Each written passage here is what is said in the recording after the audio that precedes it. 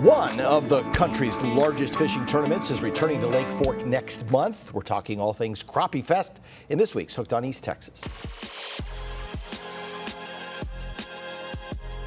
Late March at the Sabine River Authority Pavilion at Caney Point.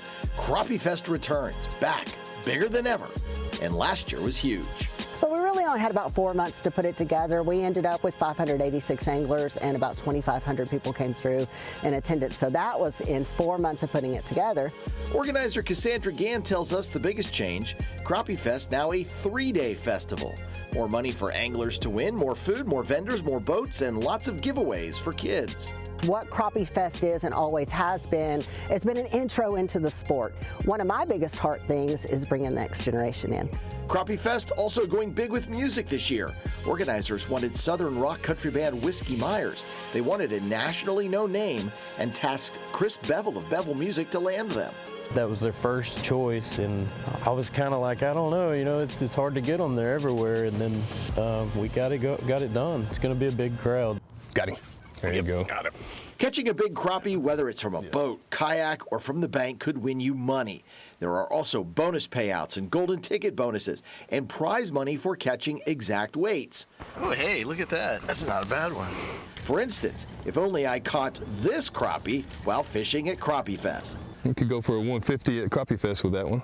So Crappie Fest, I can win if it's exactly 1.50 pounds. Yeah, so they're doing pound and a quarter, pound and a half, pound and 3/4, and 2 pounds. So somebody will literally weigh a 1 pound crappie at Crappie Fest and win $1,000. What areas should you target for a prize-winning crappie? Texas Parks and Wildlife Inland Fisheries Tyler District biologist Jake Norman offers this word of advice. Late March, it could be a little bit of all. We could have some fish certainly that have already spawned, that are done. We could have plenty of fish that are still sitting out waiting to get, move up and spawn. And we could have a lot of fish up right on the banks or up on timber spawning as well. And from Clay Gann, pro crappie angler and guide, he tells us the crappie are getting ready to spawn. They're moving from the main channel of the lake towards shallower water. Yeah, they'll be there, or they'll be staging up where those creeks kind of get shallow into those shallow flats. This year, especially if the lake doesn't come up, these fish will be spawning on stumps and boat arch trees.